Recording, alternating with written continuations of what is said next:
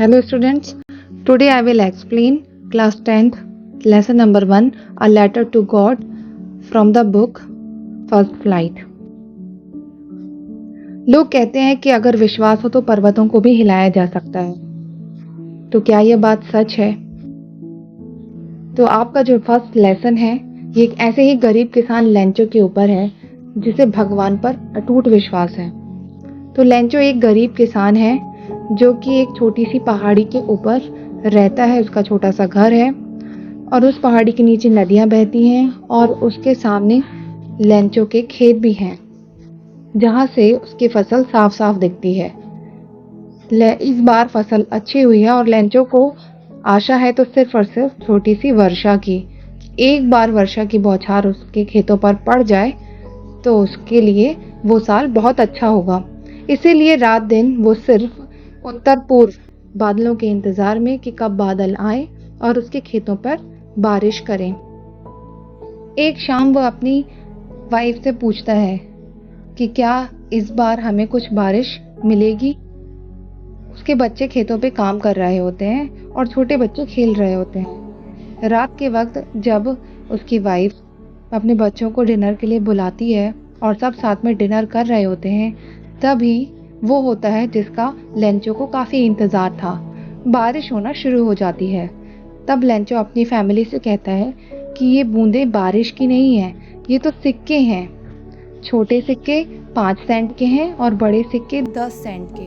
Lencho बारिश होने से काफ़ी खुश हो जाता है, लेकिन थोड़ी ही देर में उसकी खुशी गम में बदल जाती है जब हवाएं तेज चलने लगती हैं और बारिश के साथ साथ ओले गिरने लग जाते हैं।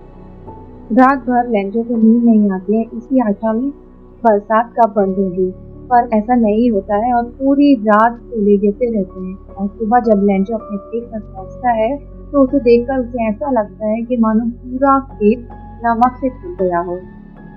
लेंचो इस बात से काफी दुखी हो जाता है और अपनी फैमिली से कहता है कि इस बार शायद हमें साल भर भूखा रहना पड़ेगा।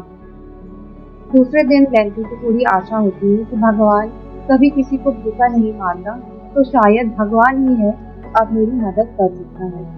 रात भर सोचने के बाद लेंचो सुबह उठते ही भगवान को पत्र A letter to God, जहाँ पर वो देखता है कि आपने तो देखा ही है कि मैं कितना परिश्रमी हूँ और बैलों की तरह काम करता हूँ, लेकिन इस बार मेरी फसल जो है अच्छी नहीं हुई है और मुझे 100 पैसे की ज़रूरत है, तो कृपया आप मुझे 100 पैसे भेजने की मदद करें।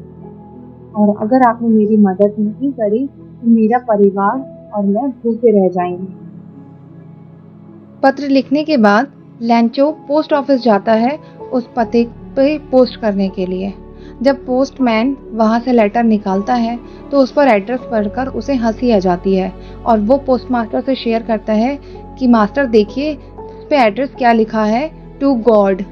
और पोस्टमास्टर भी इस बात पर हंसने लग जाता है, लेकिन फौरन ही वो गंभीर हो जाता है और वो कहता है कि कितनी आस्था है इस व्यक्ति को कि इसने भगवान को पत्र लिखा है।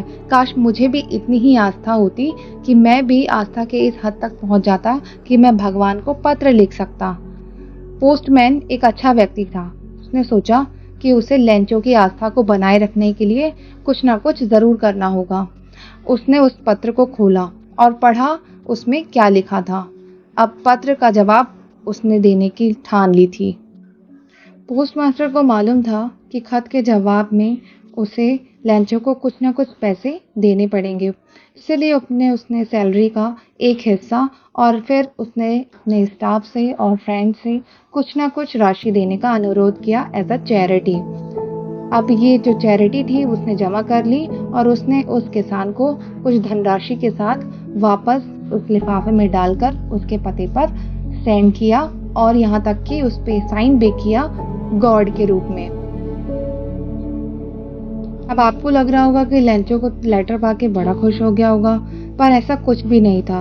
अगले रविवार जब लेंचो पोस्ट ऑफिस आता है और उसे वो लेटर मिलता है तो उसे जरा भी आश्चर्य नहीं होता और जब वो लेटर वो खोल के देखता है तो वो धनराशि को काउंट करता है और देखता है कि वो 70 पैसों हैं, जबकि उसे तो 100 पैसों चाहिए थे। अचानक ही वो पोस्टमास्टर से एक कागज और स्याही मांगने के लिए खिड़की पर आ जाता है पोस्ट मास्टर उसके चेहरे के भाव पढ़ने की कोशिश कर रहा था, पर वो ऐसा कर नहीं पाया। और जब उसने लेटर लिख लिया और पोस्ट करके चला गया, तब पोस्ट मास्टर ने जल्दी से उस लेटर को खोला। उसे यकीन था कि उसमें ज़रूर धन्यवाद लिखा होगा, लेकिन उसका मैटर पढ़कर उसके तो होश ही उड़ गए। लेटर में लिखा था कि भगवान, जितनी राशि मैंने मांगी थी उसमें से केवल मेरे पास 70 पैसों ही पहुँचे हैं। मुझे बाकी की राशि भी ज़रूर भेजें, मुझे इसकी बहुत ज़्यादा ज़रूरत है। लेकिन इस बात का ध्यान रखना कि इस डाक के द्वारा ना भेजना, क्योंकि यहाँ के जो पोस्ट ऑफिस जितने भी वर्कर हैं, ये बहुत बड़े ठग हैं और इनके हाथों में मत भेजना, वरना ये निकाल लेंगे। तो यहाँ पे स्टोरी आपकी एंड हो जाती है। अब आप नीचे कमेंट्स में बताइए कि पोस्ट मास्टर ने लेंचो के साथ सही किया या नहीं। लेंचो का क्या रवैया था? क्या लेंचो की आस्था भगवान के लिए सही थी या सिर्फ वो मतलबी था?